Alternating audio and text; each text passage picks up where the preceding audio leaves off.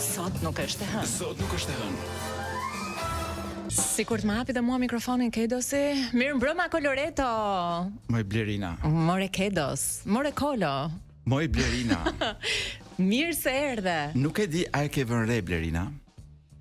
Atë ka rënë në vesh. Më ka rënë në vesh, në sy, në hundë. Që kemi nuk kemi nevojë më të shohim as filma aksion, as filma me ku diun me vrasje as me kështu, sepse tashmë jeta është bërë po ja kalon filmit. Kështu është në prag zgjedhjesh.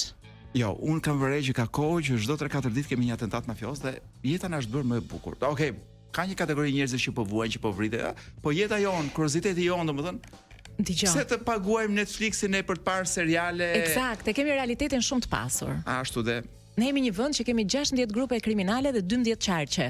Do me thënë... pra janë 4 pa qark. Jo, mund t'jenë 4 me nga 2 qarqe. Ajo, mendoj që janë 4 të lirë, do që po kërkojnë qarkun e tyre dhe ku na la.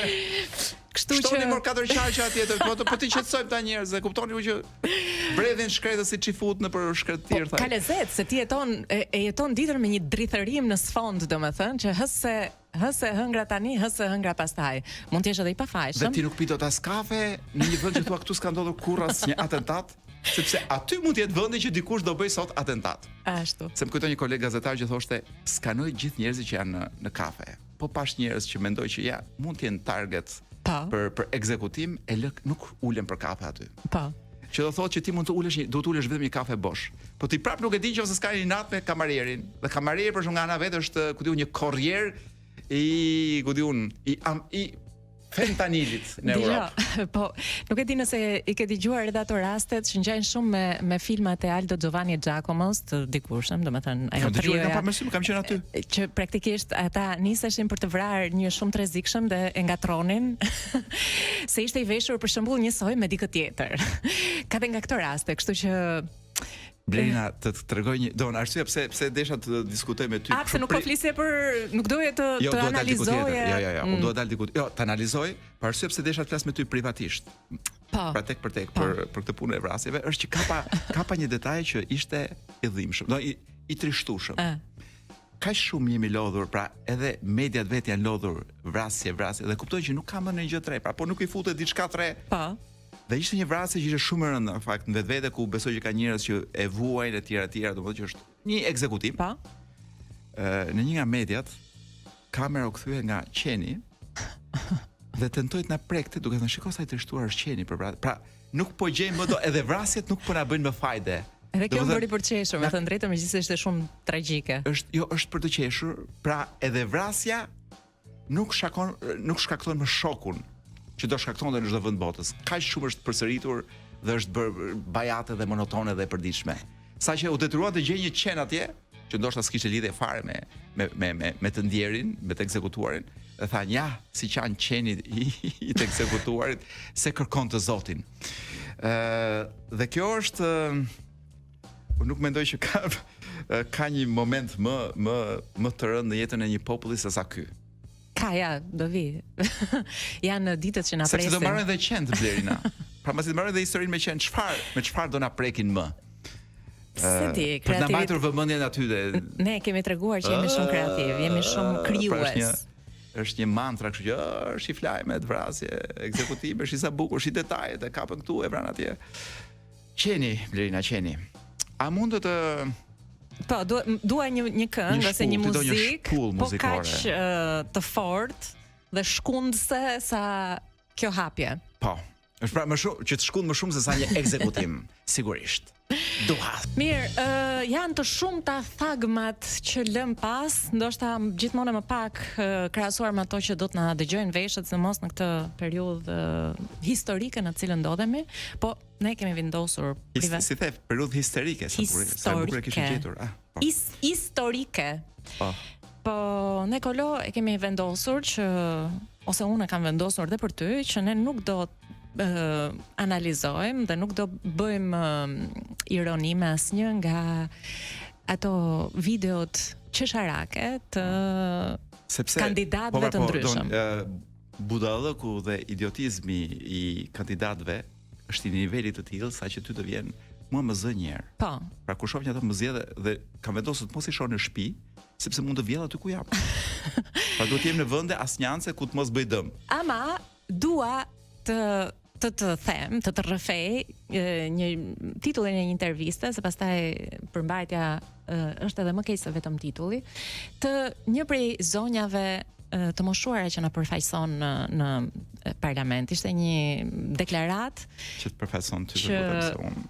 Më ka lënë pa mend. Më përfaqëson vetëm Erion Braçe. Po tani do ti edhe zonja Lulieta Bozo të përfaqëson. Dhe zonja Lulieta Bozo në një intervistë ka thënë këtë javë se asnjë pensionist nuk vuan dhe nuk ka vdek madje për bukë. Dhe unë personalisht po ne sikur tham që s'do merreshi me budallëqet e fushatës. Jo, nuk ishte kështu, nuk ishte reels. Ishte intervistë. Ishte kështu. Po, edhe tha që se çan këta që ankohen tani, kot, na lodhen. Dhe mendoj madje që ka shumë të drejtë, sepse pensionistët tanë janë rritur me filozofinë patatja është dhe bukë dhe gjellë. Dhe zonja Bozo besoj ushqehet kryesisht me lule shtrydhe. Janë rritur me idenë që po të hash peshk edhe djath në të njëjtën ditë të bën alergji. Është më mirë të hash sapuni për djath se sa trish pa ngrënë fare. Edhe sidomos janë rritur me parrullën që edhe bar do ham dhe parimet tona nuk i shesim. Kështu që nuk e kuptoj se thash një 4-5 herë budallëkun. S'ke faj. Por është pak e dhimbshme të shohësh se si njerëz që ndoshta nuk ka nevojë t'i lëpin me nderën sistemit, liderit, partisë etj etj. Të ke nevojë të flasin kështu çapraz. Dhe a ka familjar që ta kontrollojnë pak? Jo, e di, më gjatë, shiko, e isha duke menduar këtë moment. A ka kryetar, ka drejtoresh të stafit të vet? E ke parasysh jo ti, po përgjithsisht prindrit, kur shohin që fëmijët kanë gjetë një lojë të lezetshme dhe po harxojnë orë të tëra me atë lojën, thonë ama më lëre s'ka gjë, le të rri aty të luaj, mos na çaj shumë veshët. Dhe kësaj kam dhënë një karrige në parlament, kam dhënë një karrige në parlament. Familjarët. Po, e thon ka familja gëzon ku ka punime në parlament, sepse e çojnë të martën, i thon rri këtu se dhe marrin të martën tjetër. Sepse ajo rri aty, pret, kalojnë punime dhe rria prapë aty derisa të vijë marta tjetër, sepse nuk jap dot arsyetim se si njerëzit mund të flasin kaq çapraz. Nuk është çapraz, është mindset. Kur në Tiranë unë shoh njerëz, unë shoh kam komshi dhe njerëz që njoh personalisht, pensionistë të cilët nuk ndezin dritat dhe nuk ndezin asnjë ngrohje gjatë drimit. Po jo ç'i gjeti. Po ç'i gjeti më do thoshte zonja Lulieta. Po, duke ngrënë lule shtrydhe. A kanë vdek? Më thuaj të vërtet. A janë akoma aty me dritë fikur? Ktu ka të drejtën. Po, ktu ka të drejtë që edhe mund mos kenë vdekur akoma. Blerina. Urdhëro. Tham që nuk do flasim shumë për zgjedhje, po mund të flas për protesta. Banorët e Hotolishtit. Sa të mirë. Po, kanë dalë në protestë. Janë do pak të nxehtë? Janë shumë të nxehtë, janë hot, jo hot. Po janë dhe hot dhe janë shumë të lirshëm. Po pse? Janë të hotolirshëm. Kishin dalë dhe me parrulla. Ku më bëri një përshtypje një parrullë e shkruar fshatshë, e cila pra ishte shkruar aty në fshat duke nga dora, që thoshte fshati prishet, Filanka krihet. Nuk po përmend emrin se mund ta numërojmë kështu si pa mund ta fusin te minutazhi i propagandës politike. Është një ministre që krihet sipas tyre. Edhe mirë po, si t'ia sqaroj këtyre të Hotolishtit që kështu i do lideri, i do të krehura. I do të veshura, të parfumosura. Firmato, po që mos kuptojnë që janë firmato. Ndërkohë që na ka nisur dikush Blerina me post, na ka nisur një post neve. E kanë arrestuar, jo. Ka dërguar një shumë më pak me post. Nga Shtetet e Bashkuara kanë arrestuar. Unë prisja një këmish, nuk ka ardhur, unë mendoj që mund të jetë për fat të këtij.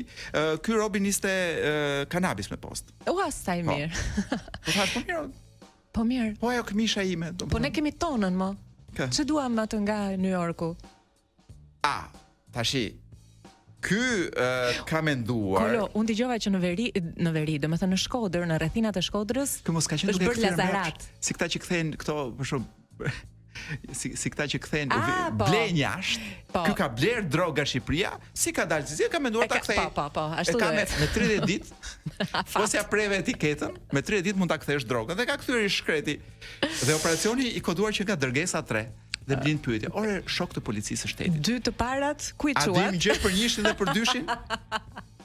Dhe a ju rikthye financimi? A ju rikthye pagesa mbrapsht të zgjut? Ç'kemi një Se lajm nuk tjetër. donë ty kur tha ai më i miri që ta legalizojmë. Jo, ju. Kam unë një lajm që është që ka të mirën dhe të keqen brenda. Po. Tani, lajmi i keq është që është arrestuar një grua 44 vjeçare. Dyshohet se ka përndjekur një burr. Lajmi i mirë është që kjo zonjë është ish drejtoreshe e Spitalit të Dibrës që qëlloi me kapse letrash vartësin e saj.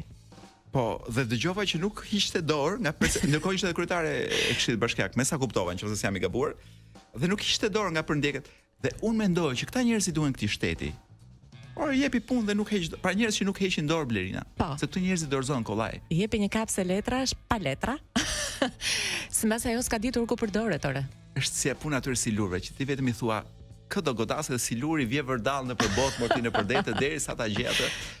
Sikur se edhe këto bombat inteligjente. Kjo është një bombë pyetje inteligjente nga Dibra. Çfarë shef pas shpinës time?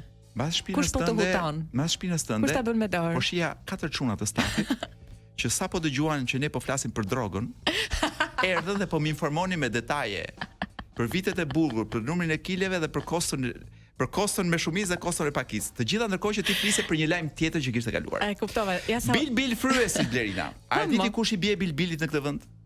një vetëm. Jo, sigurisht. Gabova? Jo, nuk e gabuar. Se duke thënë gjithmonë ai.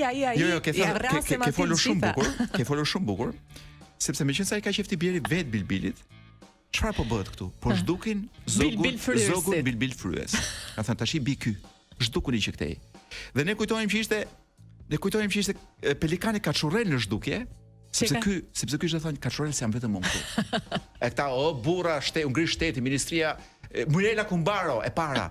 Ku është pelikani Kaçurrel? Mos shkeni më në Shqipëri. Dhe pastaj ky vendosi ti bjeri Bilit. Dhe unë shqetëson për momentin që ky do dojë të jetë mbreti i Shreku, se ka i Bretku. Bretku. Është një mbret që duke ngordhur që ha ardhu, që ha kështu. Është o Bretkoso ardhus nuk më kujtohet mirë dhe që ha miza. Dhe këtu do zhdukin dhe gjitha miza dhe gjithë Bretkosa sepse lideri ka vendosur që vet kuak në këtë vend. Pra Bil Fryesit janë zhdukur ose janë në rrezik zhdukje. Ama kemi sinjalizime që diku janë parë. Pra kanë sfiduar sistemin. Zogu Bil Fryes, pavarësisht se kemi krye Bil Fryes. Ora që para se të vinte ky Bilbilen po i zhdukin dhe nga tekstet e Dëgjoj, që të mos ta ngatrojmë me zogun Bil Fryes. Pra nuk është ai. Fryrës. Nuk të shanaj. Ky është Bilbilit. Ky është edhe Fryrës edhe Fyes. Edhe i fryn, po edhe të shan pastaj. He, kur heq Bilbilit nga të gjërat e veta. Tani, me sa kuptoj nga regjia, e kemi trashur me këto Fryeret e Bilbilit. Do të lëshojmë, çfarë do të lëshojmë i dashur DJ? Kodi që kemi me Kedosin. Kedos. Më informoj nga regjia që na ka ardhur i ftuar i radhës. Është i veshur me lëkurë, është plak, por është flak. I çfarë? Kolom. Blerina. Ti e di që Nostradamusi, që është si mund ta themi, parashikuesi më i madh, është gjyshi i kryeministrit tonë i të gjitha kohërave, mbase prandaj ai kishte parashikuar që në vitet 2020 në Shqipëri do të vinte shpëtimtar i madh i cili do të çonte përtej dhe do të zbatonte profecitë e baballarëve të kombit shqiptar që nuk u doli për shkak të jetës të shkurtër ndoshta që kanë pas, nuk u doli koha ti çonin deri në fund. Dhe do ti që doli e vërtet. Doli e vërtet në lajme. Morën vesh. Në lajme morën vesh që kryeministri i nderuar ka çuar në vend profecinë e Skënderbeut. Jo, nuk e ka çuar, por ka premtuar që do ta çojë. Apo e ka çuar? E ka çuar. E ka çuar. Sa bukur. Shikoj se Skënderbeu vdiq nga diarrea, m'fal, çfarë lloj profecie? Domethënë, a mund të di ku është profecia këtu që cila nga profecitë e Skënderbeut është ajo që ja ta gjej unë. Është, mos e ke pranë profecinë që Shqipëria është pjesë e Europës. Po. Thonë që e Bashkimit Evropian ka thënë Skënderbeu. Dua që ta shoh Shqipërinë në Bashkimin Evropian. Po. Dhe këtë Skënderbeu e bënte 2030-ën. Kur shihte që ca nga këta, le t'i quajmë legendat e vegjël të Principatës, për tonë e bë luftë. Si ti karikonte, po ja më kush bëheja i thoshte Skënderbeu, po ja më kush bëheja për 500 vjet, unë ndoshta jo, po vjen ai tjetri. Dhe ai erdhi. Erdhi ai tjetri dhe profecinë e Skënderbeut si më thon, po e bën në realitet. Tani po e bën. Po se s'ke durim ti deri në 2030, prandaj flet kështu. Megjithatë, un jam gati ta pres deri në 2050, po mas 2050-s nuk e fal më. Gjerina. Do marrim ne kurajon ti themi këtij publiku të vërtetën? Po. Të gjitha 10 profecit e tjera që kryeministri jon, pra profecit e njerëzve të shquar të kombit, që i lan ata dhe ky i bëri realitet në këto vitet e mbretërimit të tij. Jepi. A mund ta filloj unë? Kryeministri shqiptar ka vënë në vend, ka çuar në vend profecinë e Alipash Tepelenës, i cili pati thënë: "Më doli në ëndër një far Fredi Beleri duke bler vota, gjeni dhe arrestojeni." E çoi në vend. Fak. E ekzekutoi direkt. Ka çuar në vend profecinë e Ismail Qemalit, që tha: "Ta gëzoni pavarësinë ndaj osmanëve dhe të shpresojmë që pas 100 vitesh të jemi të lirë nga zgjedhja e flamingove dhe pelikanëve kaçurrel." Dhe siç po e thoshe pak më përpara, është duku pelikanin kaçurrel, është gati duke e çuar deri në fund duke zhdukur edhe flamingot. Por a nuk e ke vënë re që ka çuar në vend porosin e, profecinë e Qemal Stafës që tha: "Po luftoj për rinin e së ardhmes që do të lulëzojnë si petalet." ua, fix. Edhe thosha ku e kam dëgjuar. Ishte profeci. Ashtu. Profecinë e Çerçistopullit që tha: "Pas 100 vjetësh, rapi mashkullorës do ruhet nga bajraktar fluturak prej llamarine." Ndërkohë që luftonte turqit. Po, thoshte këtë. Linte këtë profeci. E dinte ai. Po. E dinte që do vinte. Po. Ai që do ta bënte realitet. Ama është për të hequr kapele kryeministrit? Ja, s'kam kapele. Patë që mund të kemi atë të ajrit. Sepse nuk zbatoi vetëm profecitë e njerëzve të lartë, Qemal Stafrave, Skënderberave, Ismail Qemalërave, po mor dhe me njerëz të artit. Profecinë e Tefta Tash Kokoços, që pati thënë. Këtu e 100 vjet para, 100 vjet jo po. Pak a shumë. Pati thënë: "Shiko se tallavaja për fushat nuk është fundi i botës." Ja. E tha Tefta? Doli. E vuri. U çel sfilata dështash fushata me tallava. Profecinë e Fanolit, i cili ka thënë: "Mbahu nëno, mos ki frik.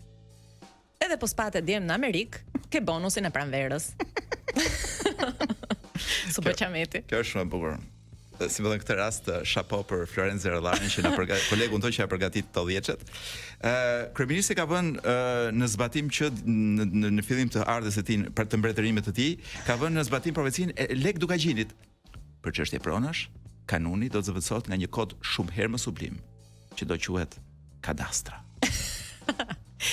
Duke mos lënë pas dore profecinë dhe dëshirën e shpirtit të Eqerem Çabeit, i cili ka thënë: "Autokorrekti do e bëj Akademinë e Albanologjisë të panevojshme, duke çuar në shkrirjen e pashmangshme të saj." Dhe po profecinë e Ibrahim Rgovës, që tha do vi një ditë ku ne do kemi stadiume me kull, dhe që do kenë aq shumë se vende ulje, sa që dy krerët e shteteve tona nuk kam se ule ngjitur me njëri tjetrin. Unë kam dhe një. Unë kam dhe dy. Okej, mirë. Jepi. Profecinë Aleksandër Mojsiut, i cili tha: "Do vi një ditë kur teatrot do të rrafshohen dhe produksionet më të mira të Shakespeare-it do të bëhen në parlament." Dhe ndodhi. Dhe është ongoing. Kryeministri vuri në vend edhe profecinë e Karl Topias, i cili pati thënë: 500 vjet më vonë, principatës tonë do të shtohen edhe 2 p të tjera dhe do bëhet principat.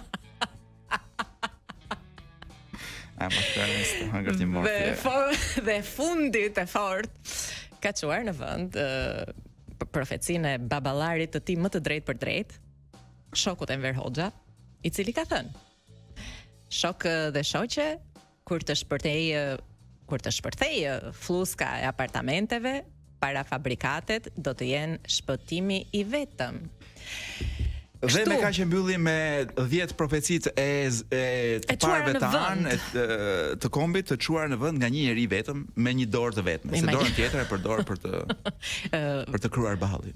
Kam dëgjuar, po e kryen shumë. Do i dali një grop këtu. Mendohet e kruan. Ne do të vazhdojmë me muzikë, do ta zbusim pak deri tani u përpoqim që ti prishim koncertin Gigi D'Alessios duke vënë metal. Mbase i kemi entuziazmuar më shumë Duke fansat. kthyer te Fatash Kokoços, ke parasysh atë filmin koncert vitit 36 që është një personazh që vjen aty dhe thot, sa lek do t'i prishësh festën atyre të tjerëve? Un kam marr lek për t'ia prishur koncertin Gigi D'Alessios. Alessios, do vëm ca këngë të tjera më vonë, të gjitha për prishje koncertin. Për momentin, një nostalgji e para pak viteve. Ky është një Ama benzina e përzier me letërsi është edhe me shkrep të ndezur. Po themi. Është zjarr. Po. Është sikur po feston djegjen e se çka në zyri sot, djegi një gjë me rastin e mbarimit dimrit. Ka bërë një si kukull të madhe me ku diun prej druri, leckar gjërash dhe e djegin. Qartë. Kjo do ishte shumë bukur Blerin. Por ne do t'ju djegim shpirtin. Kam në duar një libër që është një libër të cilin unë mendoj që Çdo grua duhet ta lexojë. Një grua dhe një burr. Pra. Por edhe një ndërmjetëm ose një jo burr dhe jo grua do duhet ta lexonte. Është Rumena Buzarovska, është një shkrimtare e jashtëzakonshme maqedonase. Është një nga librat më të mirë që kam lexuar në shumë kohë. Për një libër shumë i mirë. Dhe është një letërsi që përthithet, pra nuk është shumë e sofistikuar për të lodhur, përthithet mirë, por është shkruar shumë bukur dhe historitë i ka shumë të mira. Titulli i këtij vëllimi me tregime dhe novela është Burri im. Okej. Dhe të gjitha tregimet janë nga një grua e ndryshme. Që flet për burrin e vet. Fantastike. Burri im, kështu burri im ashtu. Pak a shumë atë që sapo ka dalë në treg, kushton, nuk e di sa kushton. 1100 lekë të reja vetëm nga botimet e Kandrës, Kandra Botime. Unë përzgjodha njërin nga tregimet. Titulli i tregimit Tradhtari. Burri im ka dashnore. Ja si zbulova. Para se t'i çoja patallonat për t'u lar, kontrollova mos ka diçka në përxhepa. Nga to nxjerr zakonisht monedha hekuri, flet me çamçakës të hedhur, duhan. Por këtë herë kishte një faturë të zhubrosur e hapa. Marlboro, Orbit, Durec. Durec? Pyesja veten ç'është kjo? Çmimi i shitjes ishte 114 denar. Dhe atëherë e tmerruar kuptova se duhet ishte Durex. Dhe kjo do thotë prezervativ. Çamçakës Durex nuk ka, thash. Cigare s'ka. Ujë që të ketë këtë emër gjithashtu nuk ka. Më duhet të sigurohesha që në rast se ballafaqoja me faturën të isha sigurt se bëj fjalë për prezervativ. E pash edhe një herë fletën, e pash edhe vendodhjen. Pika e karburantit Mak Petrol, lagja Autokomanda. Ne tojmë në lagjen Vllaje. Futa rrobat të lanë lavatriçe, ndeza makinën dhe shkova te pika e karburantit Mak Petrol në Autokomanda. Atje kërkova prezervativ. Kisha pak turp, por frika nga ajo që do të mund të zbuloja më dha pak zemër. Gjeta prezervativ Durex. Ja dhash arktare, spagova. Më dha faturën fiskale. Në të shkruhej Durec. 114 denar. Fix. Pika e karburantit, Mak Petrol, Autokomanda. U ktheva në shtëpi. Lavatriçja e kishte përfunduar ciklin. Ndera rrobat e burrit dhe të fëmijëve. 100 herë u pendova që nuk më kujtua ti merrja erk mishëve të tij. Kthej faqen. Ose që harrova të shoh në mos kishte ndonjë shenjë buskuqi, siç e kam parë nëpër filma. Këtë mendoja ndërsa isha duke nderur këmishët. E pash se ora ishte 7.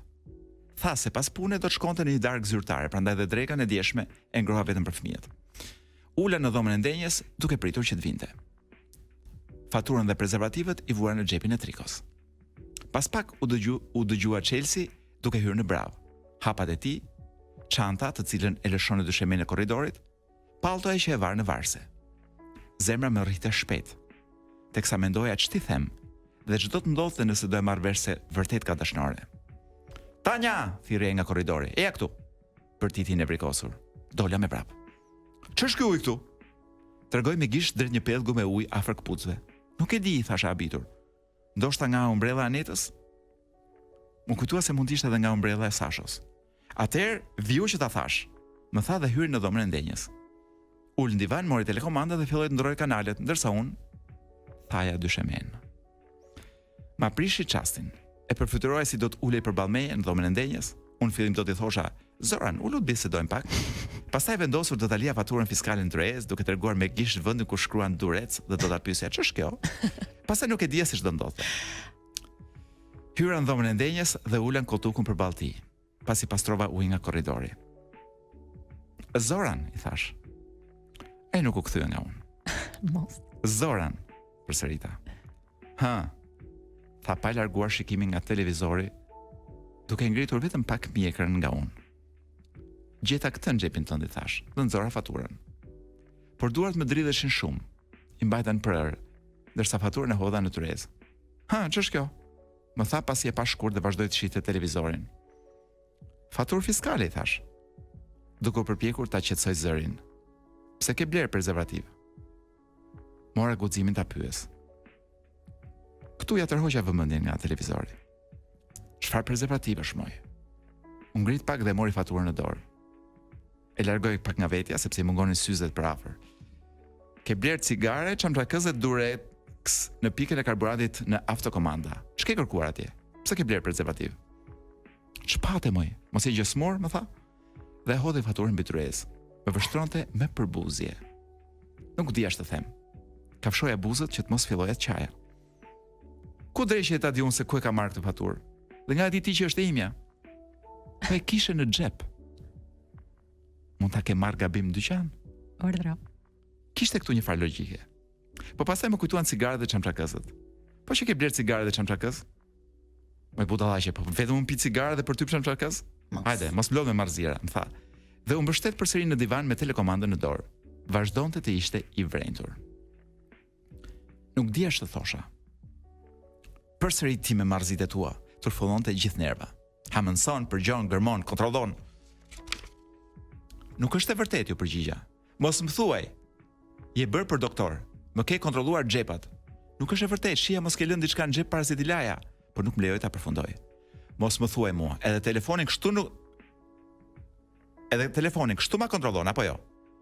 Ja, më fal. Edhe telefonin kështu nuk ma kontrollon apo jo? Edhe emailet nuk mi lexon, ë? Kjo ka ndodhur vetëm një herë, gënjeva. Dhe fillova të qaj për të mbrojtur. Hajde, mjaft më ulëritë më e çmendur.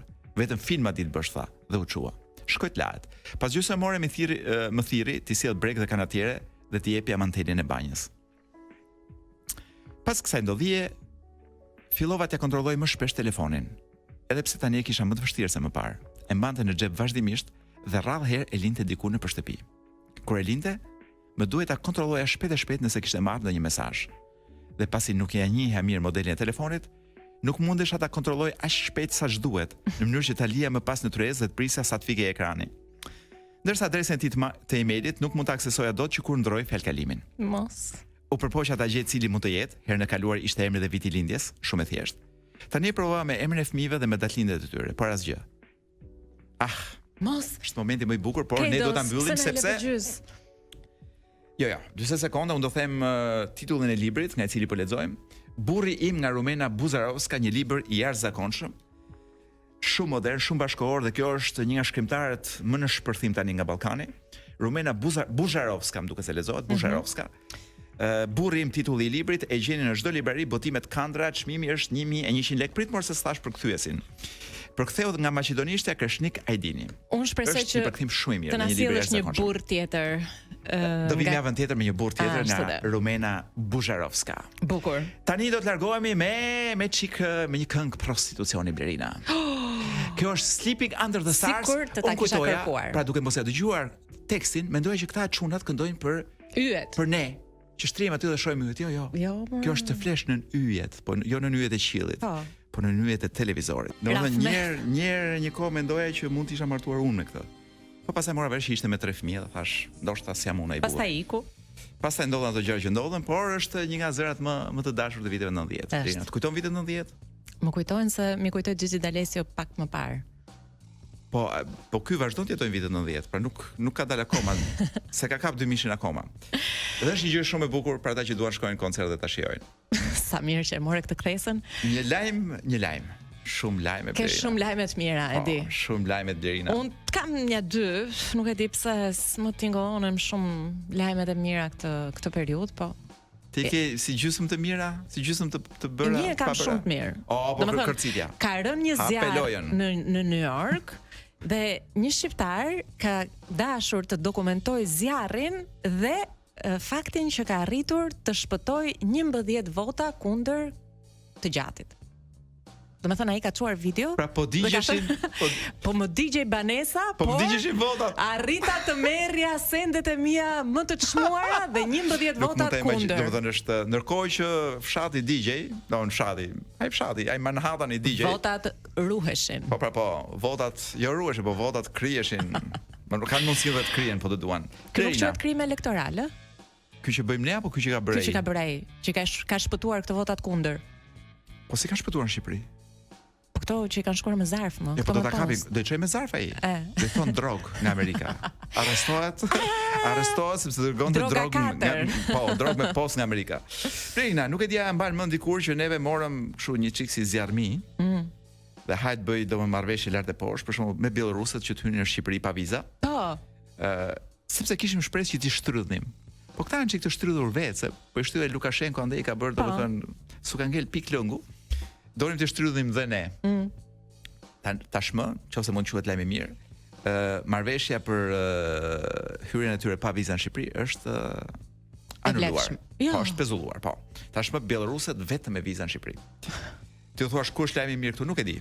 Por çdo gjë që bëhet për të goditur makinerinë e luftës Putinit, mua më duket lajm i mirë. U them bielorusëve të kenë besim dhe durim se në 2030 Shqipëria do të hyjë në BE. Dhe aty pastaj vendimet i marrin vet. Pastaj ne do të heqim BE-n.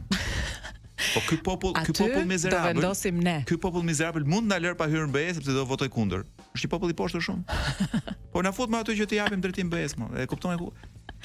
Sabotator. Nuk na kuptojnë. Sabotator. Është një popull që bën gjëra prina, pra bëjnë prina të BE-s. Pra nuk do votojnë kundër këtë. Vetëm që mos na çojë në BE, që ky mos na fusi dot BE për t'ja menderosur BE-s. E kuptoj. Po. Kam një lajm të mirë. A mund të them edhe gjë të vogël? Po. Në respekt atij burrit që ndërkohë që digjeshin të Ismail Qemal. Të këtij të New Yorkut, mori dhe sendet personale. Po pra. Të tipit përveç votave. Prezervativët, shamin e hundë, briskun e rrojës, gjithë gjëra. Furçën e dhëmbëve. Edhe prefsen e thonjve. Po. Tani kam një lajm shumë të mirë, në Delvin është shtruar me asfalt një rrugë.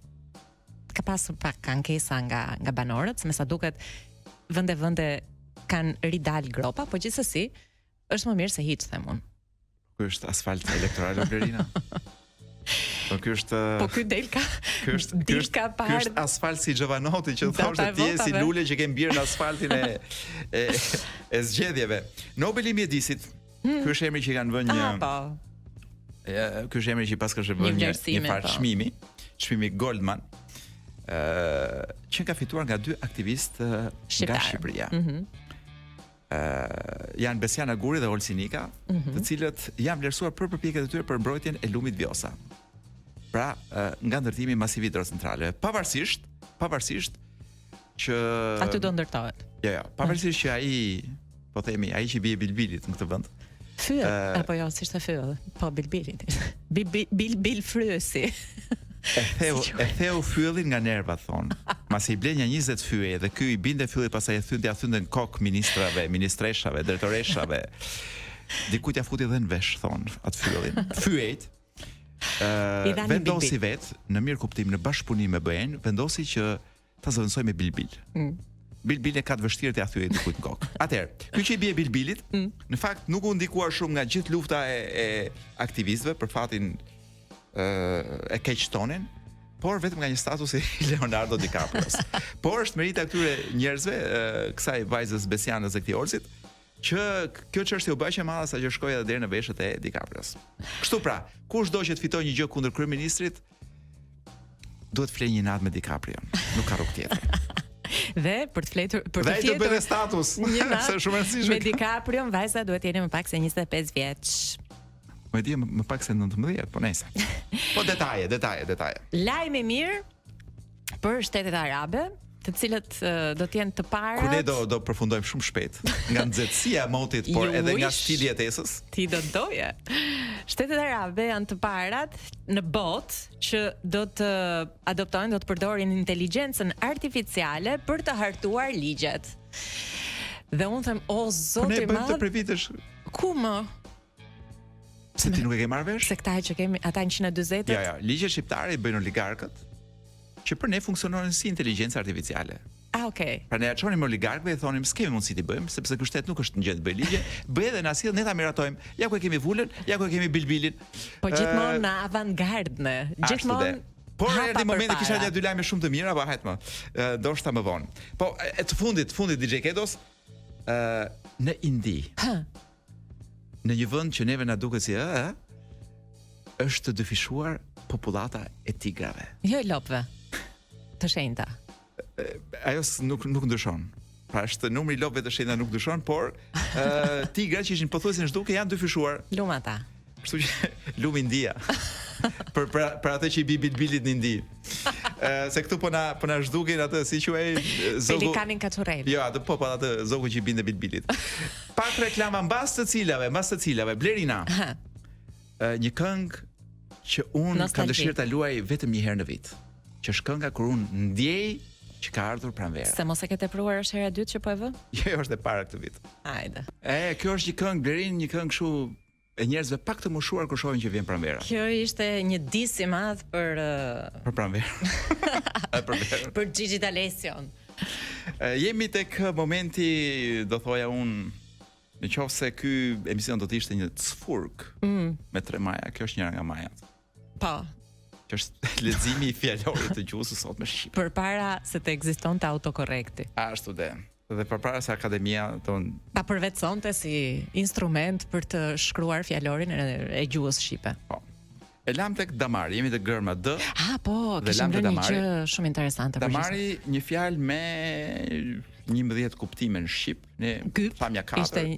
Lam pa thënë damarin si plasë e çarë që bëhet në një sën të ngurtë, pra mori damar. Po. Pra kur i hap një të çarë, domethënë themi mori damar. U bë tër damar. Kemi pastaj nga ana figurative lidhje farefisnia dhe gjaku. Diçka që e mban të lidhur njeriu me një midis caktuar shoqëror. Që është dhe rrembi për shembull, damar i fisit, damar miqësie. Nuk ka damar nga i fis. E ka një damar nga fshati. Po. Pasa kemi tjetër në bisedore, kemi një tjetër kuptim të burimit të arterjes, pra damar kryesor, damarët e ekonomisë, damarët e Republikës. Këtë se marrë vesh mirë sepse duhet jenë çajnë damarët e Republikës. Do janë rrugët, besoj.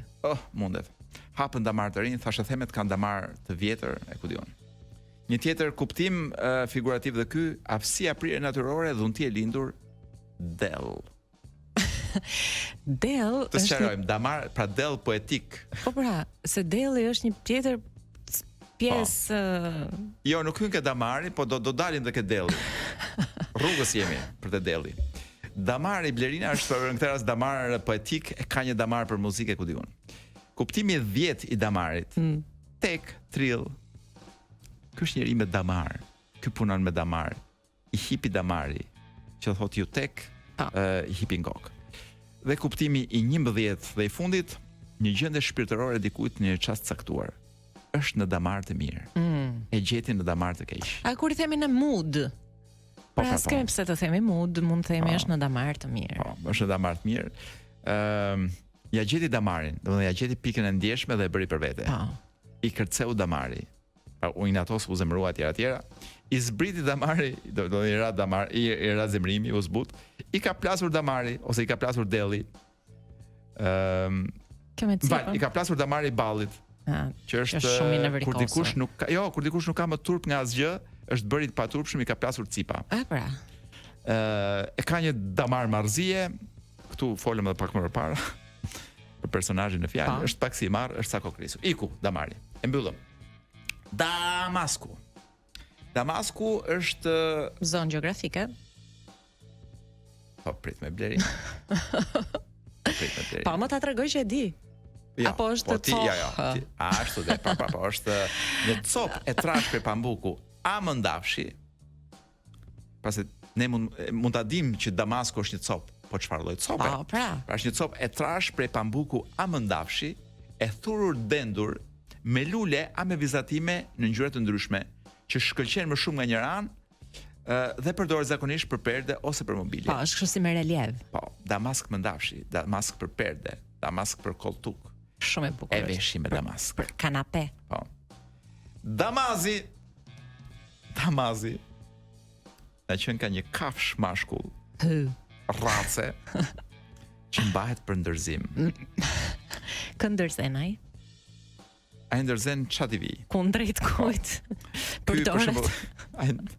Për shembull kemi edhe ne këtu radio një damaz, nuk di a ke marrë vesh. Jo. Po. Përdoret për ja, ne përdorim për të trajnuar forsit e rinj në radio. Okay. Kemi e quajmë damazi i radios. Damazët janë të një, mund jetë një kal damaz. Po. Pra ai po kujdesej për damazët e ka për damaz, po themi një dem. E ku di unë. Dam. Ti do mendosh që dama është jo. Dam në kuptimin e parë Blerina, është lojë me 32 gur, 16 të bardhë dhe 16 të zinj, që luhet nga dy veta mbi një pllak druri e tjerë, të ndarë në 64 katror të barabartë, ku gurët mund të vizin vetëm në vit të drejtë. Pra pllaka prej druri dhe gurët që shërbejnë për këtë lojë quhen dam. Gurët e damës, tabela damës, luajnë dam, bleu një dam. Pastaj vjen tek ajo dama që kujtonim ne, që është një përdorim pothuajse i vjetëruar në shqip, është një grua martuar, një zonjë. Dam plak, dam shoqërimi. Por dama është një grua vajzë që vallëzon me një kavalier. Ndroi damën, kërceu me të gjitha damat. Kush është ky më fort? Damat kanë fuqinë. Okej, damat kanë fuqinë, ka qenë shumë e bukur kur dikur burrat uleshin këtej me janë. Gratë me janë. Damat, më krah tjetër. Po. Jo, po ishin edhe në mosha të reja. Unë kam kapur një moment të kësaj natyre kur ishin çunat e vegjël këtej, gocat e vogla këtej dhe pastaj ditë dikush të thoshte, damat kanë fuqinë dhe grisha ato pispiruqet nga 10 vjeç për ta zgjedhur ne për të kërcyer. Ti hëngërt. Mortja. Se nuk më zgjodhën asnjëherë. Ku e lam Blerina? Tek mbretëresha në lojën e shahut, që është një tjetër dam, mund të jetë bardh, mund të jetë zezi, mori damën, ndruan damat. Këta janë, kjo dënohet me ligj, ndrimi i damave, apo jo? Po të jesh i martuar, po. Swingers, pra, do në kuptimin. Po, mbasi ke thënë po, përjetësisht, dhe vendos të kërcesh me një dam tjetër, dama jote bën ligjin në shtëpi. Po këtu po flasim për ndrimin e damave në kuptimin e damave të shahut. Dama është dhe një nga figurat kryesore në lojrat me letra që paraqet një grua. Nuk është çupa ajo? Po e thot tu. Mund të jetë çup. Për shembull është dama kup ose dama spathi. Hodhi në tavolinë damën. Damixhan, nga dama ke Damixhan, është një shok. Është një e madhe për qelçi, me bark të gjerë dhe me gryk të ngushtë, që vishet nga jashtë me një thurim kashte ose xungthi për të mos u thyer, dhe që përdoret zakonisht për të mbajtur verë, aki etj. Kuptimet merren vesh. Damixhan me aki etj. Mbush Damixhanën, hedh nga Damixhana. Damkë. Damka. Është një shenjë që mbetet në lëkurën e një njeriu atë një kafshë nga një sëmundje, nga një plagosje etj. Shenjë që bëhet kafshëve, drurve etj. Në lëkurë për t'i dalluar nga të tjerët. Shenjë në trungun e një druri nga një goditje. Vul. Damka të sëmundjes, damka skllavërisë. Ka një trup me damka. U vuri nga një damkë deleve, preu drurët me damkë. Kuptimi i dytë, një vegël e posaçme prej metalit që përdoret për të shënuar për damkosur. Pra, damkosi me damkë, e skuqi damkën në zjarr. Pastaj kemi kuptimin që e përdorim dhe ne pak a shumë, figurativ, njoll e turpshme që i vjen diku e diçkaje për ta poshtëruar, për ta dënuar përpara të tjerëve.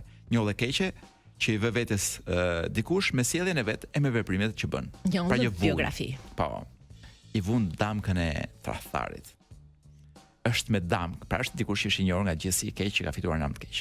Damkim është procesi i damkosjes. Damkohem kur dikush ja bë këtë gjë vetes. Damkoj, damkova, damkos.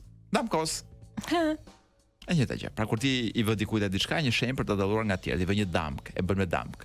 Ja ta mbaroj damkën i dashur DJ, pastaj do ikim. Pastaj do damkosemi të gjithë. Pra damkosja është ky procesi i vënjes aktuale të damkës ose i vënjes figurative, pra i vë dikujt diçka një njoll turpi, i vë damkë turpëroj botërisht. E damkosim me turp, e damkosen me vulën e tradhis. Do ta damkosim. Po, sa paska kjo damkas mbaroka.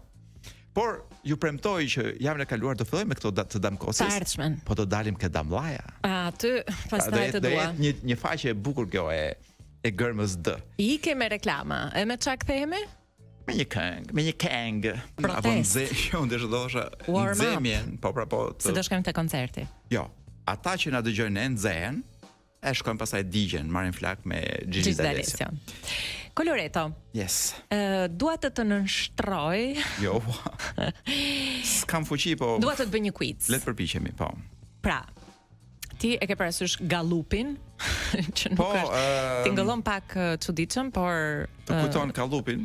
Rikthehet her pas here me sondazhet e saj të famshme, është një organizat, një nga më të njohurat në kompani, botë, po, multinacionale me seli në Shtetet e Bashkuara të Amerikës, her pas here del nëpër Shqipëri, po, edhe nëpër Evropë, nëpër botë, dhe i pyet njerëzit për çështje nga të ndryshmet. Kësaj here i ka pyetur për çfarë? Për punën. Dhe çfarë na rezulton sipas teje? Do të t'jap 4 alternativa dhe do më thuash. 46% e të punësuarve në Shqipëri, sipas Gallupit, adhurojnë shefin. A. Ka Dalin shkuar krevat me shefin. në fushat për shefin. B. Mbajnë mjekër si shefi. C. Apo përjetojnë stres si shefi dhe duan të lënë punën si shefi. Blerina, unë e di përgjigjen. Të gjithë këta flenë me shefin për të mbajtur vendin e punës, nga i cili duan të ikin me prapë.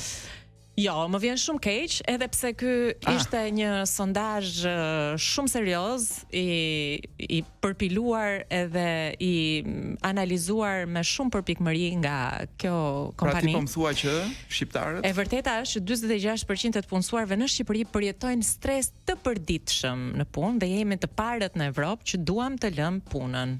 Dhe le ta themi troç, pa që nevojë ta thot Gallupi, stresi kryesor në punë është shefi. Pra njeriu kryesisht mediokër, arrogant, Bil fryrësi. që detoj ti bjeri, që tenton ti fryj fyellit dhe bilbilit, sepse kështu ka parë që bën gjithë paftët e këtij vendi. Por ka vende në Evropë ku punonjësit Ku na nuk janë, ku na pranojnë neve që ikim nga vendet e punës. po, ku punonjësit janë të lumtur dhe të kënaqur, edhe nuk përjetojnë këtë lloj stresi, kështu që o burra. Do na i thuar që të dim ku ta mbajmë vrapin. Po tani duhet i futem artikullit të Mirë, mos ju futesh thellë, un kam Po. një lajm Po. për të gjithë njerëzit e gjatë që i hëngërt, Më fal. njerëzit e gjatë Më Blerina, fal. ka një problem të madh. Jo, ka një problem, ka një avantazh të madh.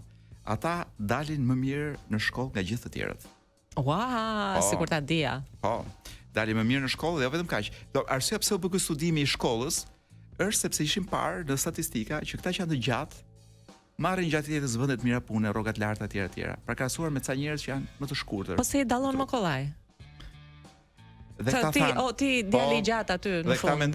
dhe pyetjet e këtyre ishin çfarë mund të jetë që ti dallon me kollaj, thua po marr atë, mirë, po marr të gjatin. Jo. Arrin të imponohen me gjatësinë e tyre.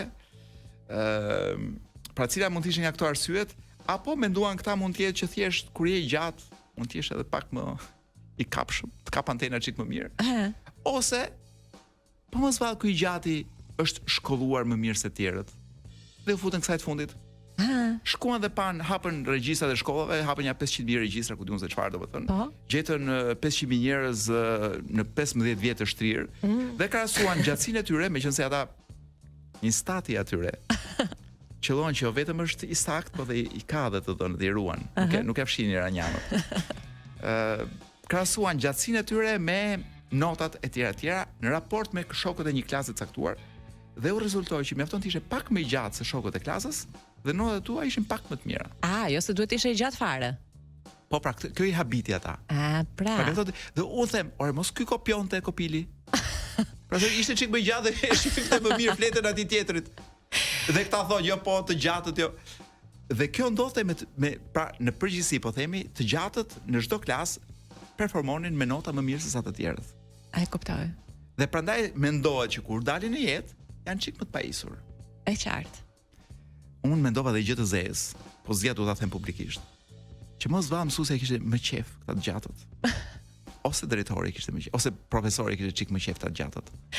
Kjo vlen dhe për gratë, besoj, shpresoj. Kjo vlen me studentët e gjatë, qofshin këta burra, qofshin këta jo burra. Pa qofshin dhe gra. Por duhet thënë që brenda një klase çunat kanë tentativën të jenë pak më të gjatë edhe se vajzat. Kështu që në shumicën e rasteve këta të Janë gjatë burra. ishin burra. Prandaj shohim burra të suksesshëm gjithandaj, domethënë. Dhe të gjatë. Po, që hipin kalit dhe nuk din të zbresin nga kali. Por këta që njohim ne kanë kopjuar shumë Blerina. Ai kuptoj. Po. Rikthehemi, i mbyllim këto qitapet e studimeve. Do të marrim dozën e përjapshme të Vaskorosit apo jo i dashur Deluza. Mbas reklamave. Sigurisht mbas reklamave.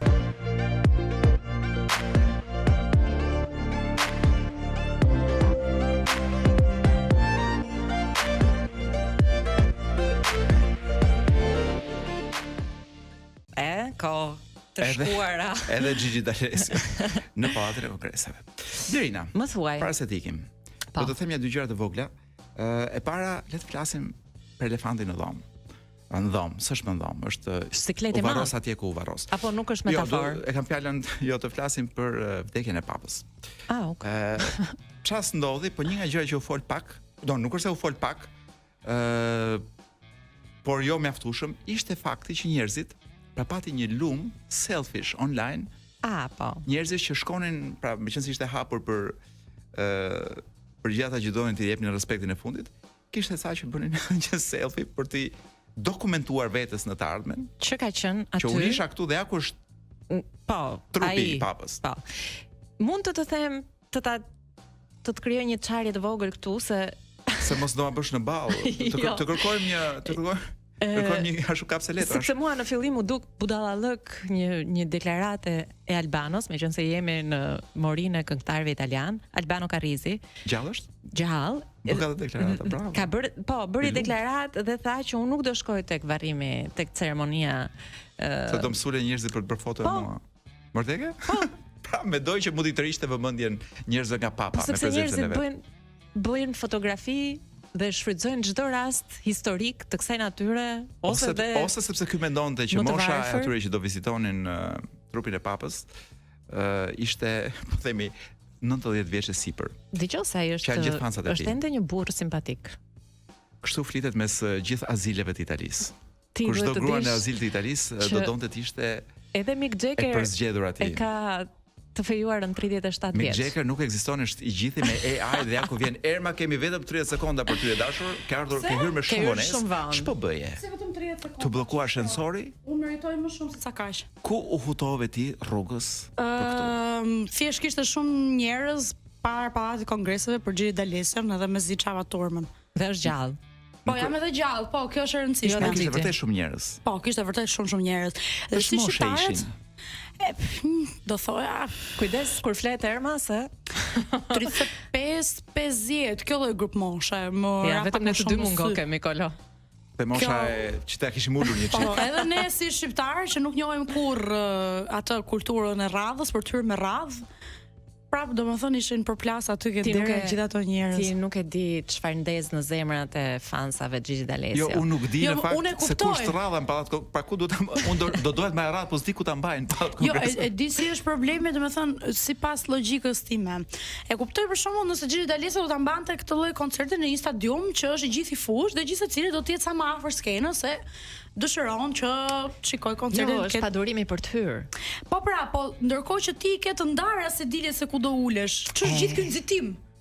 Mezi presim. Nxitimi është sepse ti ke frikë që do ndodh diçka e bukur aty dhe ti nuk je prezent. Tani futa kot. Dgjoj, Erma ka një pyetje. Më thuaj. Erma ka shumë të drejtë. Me kë do ta krahasoje? Unë do kisha vajtur me vonesë në koncert, pasi të ketë filluar. Me kë do e krahasoja? Po, Gigi D'Alession, po themi qenë se është një këngëtar që i përket brezit 35. Do të thënë çfarë rëndësie sot, kush mund të ishte për ty? Kush mund të ishte për kë do kishe shkuar ti ashtu? Për brezin tim. Për brezin tënd. S'kemi kohë. Atëherë, prita mendoj shumë shpejt. Besoj do kishte qenë për ua, nuk më vjen asnjë për momentin. Është ai bukri i gjati, është ai miri. Çfarë kemi Lancho?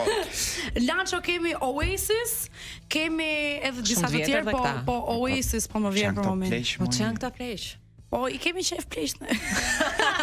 Dhe jo në atë sens, se nuk keq kuptojnë pastaj. Të thash kolo. S'më besove. Ndoshta do shkoja për Arctic Monkeys me shumë mundësi. Të vje, o më na gjeni një moshës tënde, shmi gjen ta nga 40 vjeç.